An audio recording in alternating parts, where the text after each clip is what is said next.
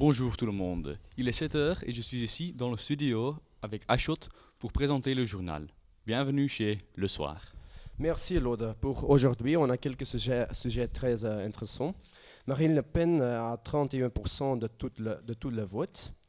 Le petit Direl puni 15 heures sur le balcon, 2 mois de plus en préventif pour la mère et le beau-père.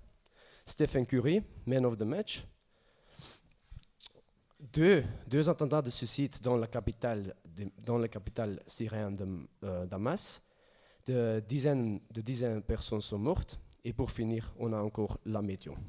On va commencer avec le sujet principal de ces jours, la politique. Notre reporter, Axel Goua, se trouve maintenant à Paris avec Marine Le Pen pour une interview. Merci Ashot. Bonjour Madame Le Pen. Bonjour. Merci pour votre temps. Je vais commencer directement avec les questions. Avez-vous attendu d'avoir 31% des voix? Oui, j'avais attendu que j'aurais beaucoup de votes. J'avais vraiment de la confiance en mes partisans.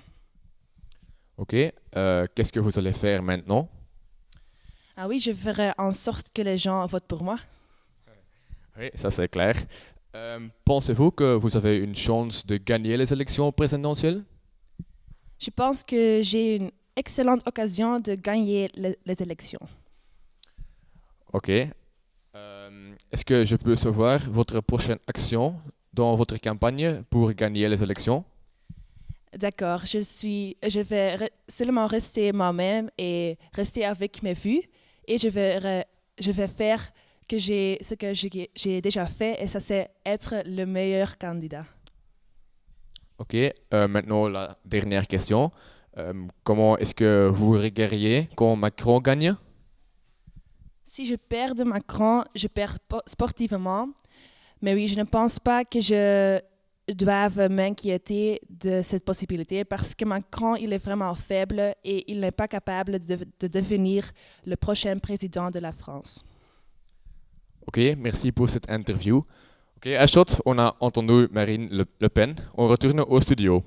Oui, merci Axel. Maintenant, je suis dans notre studio avec l'expert de la politique, Chloé Mortelmans. Bonjour Chloé Mortelmans, j'ai préparé quelques questions pour vous.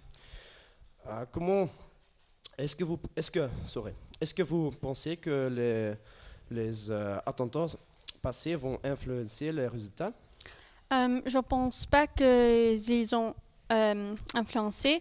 La France était en deuil, mais je ne pense pas que quelque chose comme ça puisse changer les résultats d'élections. Si les attentats n'avaient pas eu lieu, à mon avis, les résultats auraient été pareillement. Les gens ne vont pas changer leur choix à cause d'un attentat. Merci. Comment pensez-vous que les élections vont se dérouler? Je pense qu'éventuellement, Macron va gagner, pas parce qu'il est meilleur que Le Pen, mais parce que le programme de Mme Le Pen est plus négatif que celui de Macron. Si Le Pen gagne, il y aura beaucoup de discussions concernant le futur de la France et de l'Europe. On a déjà assez de problèmes avec Brexit et nous ne devons pas en avoir plus avec la France. Si Macron gagne, il doit toujours trouver une majorité parlementaire et convaincre les jeunes.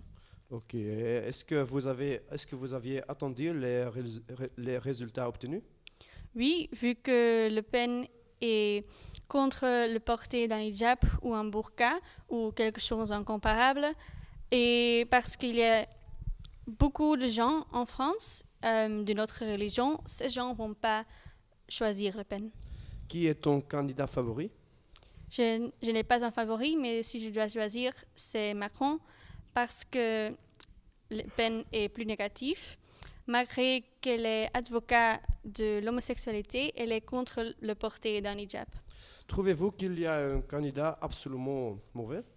Non, ils ont des bonnes idées, mauvaises idées, mais personne n'est parfait.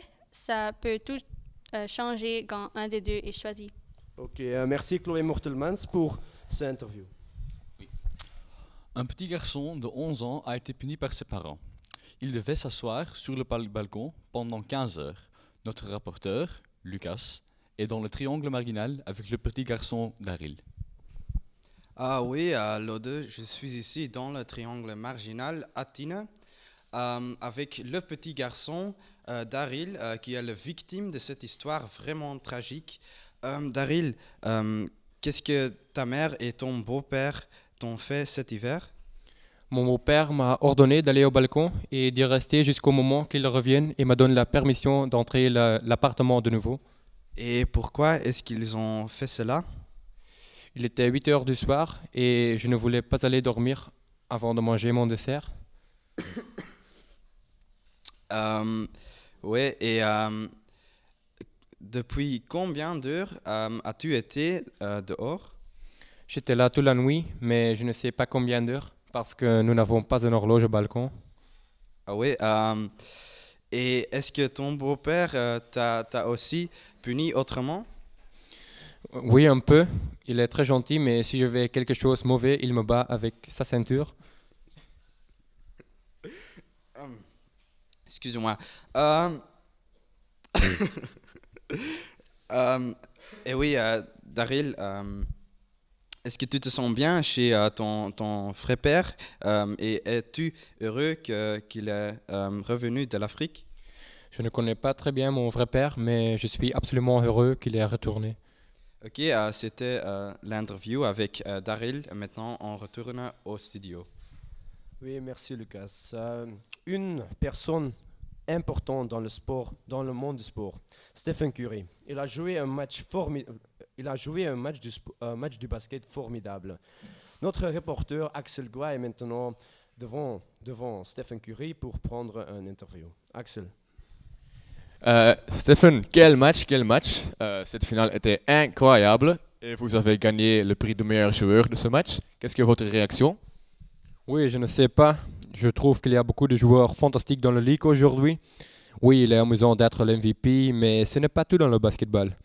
Je suis sûr que je n'avais jamais gagné ce prix sans mon équipe et non plus le championnat si j'étais satisfait maintenant. Premier, on doit se concentrer au championnat et après, je vais peut-être le célébrer. Trouvez-vous que ce prix est mérité? Oui, j'ai travaillé beaucoup d'arriver ici. Être un joueur professionnel n'est pas si simple que tout le monde pense. À qui donneriez-vous ce prix? Mon père est toujours là pour moi et il m'a aussi appris à jouer au basketball. Mais je veux donner le prix à ma femme. Elle est quelqu'un de superbe et elle prend très bon soin de moi. Qu'est-ce que votre futur? Restez-vous chez le Golden State Warriors ou peut-être quelque chose d'autre? Ouais, je suis content maintenant. Je ne sais pas où je serai dans 5 ans, mais pour le moment, je n'ai pas de raison pour partir. Ok, la dernière question est plutôt difficile peut-être. Avec qui aimeriez-vous de jouer? Oui, j'aime jouer avec Klay Thompson. On nous appelle le Splash Brothers parce que nous connectons très bien. Kevin Durant est aussi quelqu'un avec qui j'aimerais jouer en équipe. Ok, merci pour cette interview. Profitez encore de votre triomphe. Merci. Ashot, on retourne au studio. Oui. Au cause de 2 attentats de suicide dans la capitale syrienne Damas, des dizaines de personnes sont mortes. Le SOAR a rapporté au moins 39 morts après qu'une bombe avait explosé dans le palais de justice. Une deuxième bombe a explosé dans un restaurant plus tard. Heike est sur place. Je suis ici avec un témoin de l'incident. Bonjour monsieur, qu'est-ce qui s'est passé? Oui, il y avait une explosion dans le palais de justice et j'ai vu de la fumée noire. Ouais. Et est-ce que vous étiez blessé? Non, moi je ne suis pas blessé, j'étais dans une zone sécure, mais j'ai entendu des appels à l'aide, donc j'ai immédiatement appelé les services d'urgence. Et votre famille, sont-ils tous en sécurité? Oui, ma famille et moi, nous sommes en bonne santé. Mes petits-enfants sont encore très choqués, mais c'est normal, je crois. Oui. Et est-ce qu'il y a beaucoup de morts? Les autorités m'ont dit qu'il y a 25 de morts et encore dizaines de blessés. D'accord. avez-vous encore de l'espoir pour votre pays? Oui, je crois que la situation est loin d'être résolue, mais moi, personnellement, j'ai encore de l'espoir pour ce pays. D'accord, merci monsieur. On retourne au studio. Oui, merci Ike. Et voilà, c'est la fin de ce journal. Comme toujours, on a Julien qui nous va présenter la météo pour la semaine prochaine. Julien, qu'est-ce que vous trouvez de la météo pour la semaine prochaine? Va-t-il être de beau temps ou... Merci Ashot, mais ça dépend. Madame et messieurs, j'espère que vous avez profité de la chaleur, du soleil et du ciel bleu, parce que malheureusement, la semaine prochaine ne fera pas si beau. Un air froid s'introduira et qui soufflera du nord-ouest de la Scandinavie et qui contiendra beaucoup de la pluie.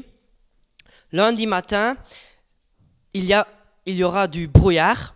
Dans l'après-midi, le ciel sera nuageux, mais environ tous resteront assez secs. Mais malheureusement, ça change le mardi. Mardi, beaucoup de nuages se trouveront dans le nord de la Belgique. Localement, les précipitations pourront varier entre 10 ml et 25 ml par mètre carré. Mercredi, on prévoit des éclaircissements. Le soleil brisera les nuages, mais les températures resteront assez basses de 2 à 5 degrés. Jeudi, la pluie contiendra, mais arrêtera vers l'après-midi.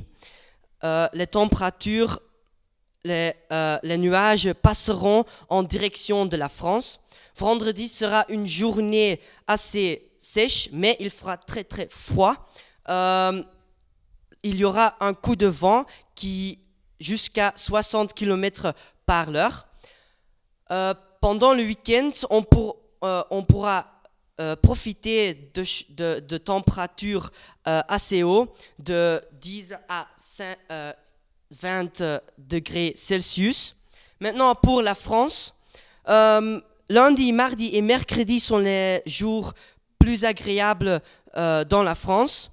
Les températures varieront de 14 et de 20 degrés Celsius.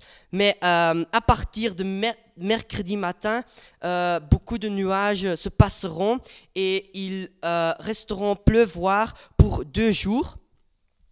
Vendredi, les températures baissera jusqu'à 2 degrés, donc il fait vraiment le temps de chien. Pendant le week-end, il fera de nouveau beau. Les températures resteront assez basses de 5 et fraîches de 5 à 10 degrés Celsius. Monsieur et madame, merci beaucoup. Je vous souhaite encore une bonne soirée. Merci Julien. Et nous espérons vous voir demain. Bonsoir.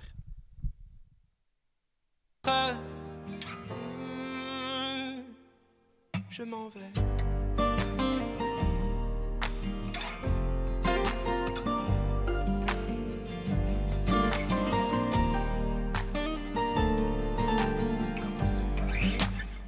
Et ceux qui perlent sur mon